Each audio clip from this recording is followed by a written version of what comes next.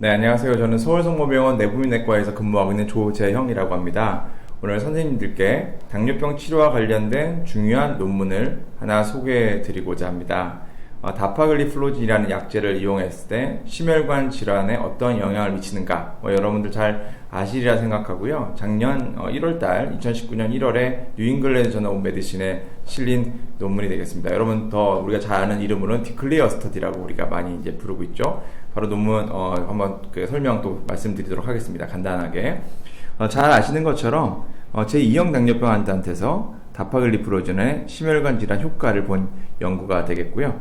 제2형 당뇨병 환자가 당연히 대상이고, 근데 여기의 특징은 대부분 심혈관 질환이 있었던 사람을 대상으로 했었는데, 여기는 헤드라고 있어요. 심혈관이 있었던 사람 그리고 혹은 리스크가 있는 사람, 그러니까 프라이머리 프리벤션에 해당되는 사람들이 많이 포함이 된 연구다, 이렇게 보실 수 있을 것 같고요. 그래서 무엇을 봤느냐, 우리가 잘 아시는 것처럼 이제 메이스를 이제 프라이머리 아웃컴으로 본 거죠. 메이스라 하면 메이저 어드밴스드 카디오바스쿨라 이벤트, 메이스를 이제 본 것이고요. 거기에 카디오바스쿨라 몰텔리티와 하트 페일리어에 의한 호스피탈라이제이션을 함께 보았다. 그리고 또 즉흥적으로는 세컨더리 아웃컴으로는 레날 컴포짓을 보았다.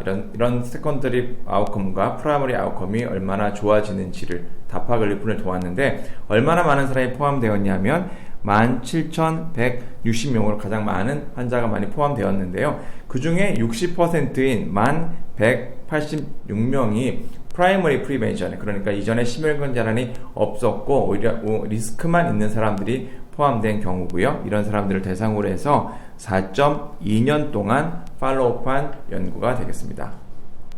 이 연구의 특징은 이제 기존에 심혈관 질환이 있었던 사람들이 거의 다 포함된 것이 아니라 60%가 심혈관 질환이 없었고 리스크 팩터만 있는 사람들이 포함됐다고 제가 말씀드렸잖아요. 그런데 그 리스크 팩터는 무엇을 의미하느냐, 여러분 잘 아시는 것처럼 남자 같은 경우는 55세 이상, 여자 같은 경우는 60세 이상이면서 다음 세 개 중에 하나를 가지고 있으면 됩니다. 굉장히 우리가 흔히 볼 수 있는 사람들이 거의 대부분이라고 포함될 수 있을 것 같은데, 그 리스크 팩터라 하면 고혈압이 있거나 고지혈증이 이상지질혈증이 있거나, 여기서 이상지질혈증은 LDL이 130 이상인 사람을 의미하게 되고요. 아니면 약을 먹고 리피드 로어링 테라피를 하고 있거나, 거기에 이제 또는 담배를 피거나, 다시 말하면 약을 먹고 있는 고지혈증 환자 또는 담배를 피거나 또는 고혈압이거나 세 개 중에 하나만 있으면, 그리고 나이가 포함이 되면 그런 사람들은 하이 리스크로 우리가 분류를 한 경우이기 때문에, 사실 우리가 임상에서 만나는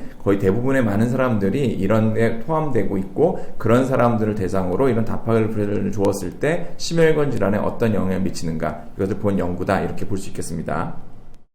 그래서 저희가 4.2년 정도 이제 팔로우업을 했다고 말씀을 드렸는데, 그러면 결과가 어땠을까? 많이 들어보셨겠습니다만, 우리가 프라이머리 아웃컴으로 보고 있는 카디오바스쿨라 모텔리티와 하트 페일리어의 호스피탈라이제이션이 무려 17%나 이렇게 차이가 났다. 굉장히 큰 차이라고 저는 생각하고요. 레날 컴포짓이 좋아졌는데요. 레날 프로그레션을 굉장히 억제하는 굉장히 좋은 효과를 가지고 있다는 게 SGLT2 억제 약제의 특징이고, 다파글리플로진에서도 그런 효과를 보이고 있는데 무려 24%나 감소를 하고 있어서 그게 굉장히 빠르게 차이가 나고 있다는 걸, 그 시간이 갈수록 더 크게 차이가 나고 있다는 것을 볼 수 있고요.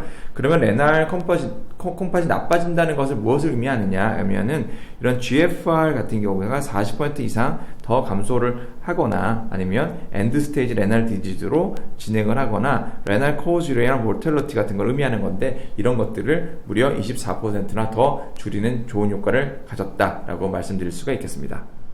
그래서 결론적으로 제가 결과 말씀드렸는데, 다시 한번 키 파인딩을 우리가 한번 다시 이제 되짚어 보면은, 이거 가장 큰 특징은 디클레 연구에 있어서 브로드한 파퓰레이션이었다. 아까 세컨더리 프리벤션 뿐만 아니라 60%가 프라이머리 프리벤션이 포함되었다는 거. 그래서 그 결과적으로는 카디오바스쿨라 모텔리티를 감소시켰고, 하트 페일리어 호스피탈라이제이션을 충분히 의미 있게 감소시켰다라는 것이고요. 한 가지 중요한 점은 이제 저희가 세컨더리 아웃컴으로 본 것이지만, 이 레날 프로그레션, 레날 컴포짓을 굉장히 좋게 했다. 그래서 굉장히 컨시스턴트 패턴으로 이게 나타나더라. 이것이 조기부터 쫙 나타나기 때문에 콩팥 기능을 보호하는데 굉장히 좋은 효과를 가질 것이다. 이것은 SGLT2도 특히 다파글루푸린에서도 증명된 바기 때문에 우리가 굉장히 중요하다고 생각하고요.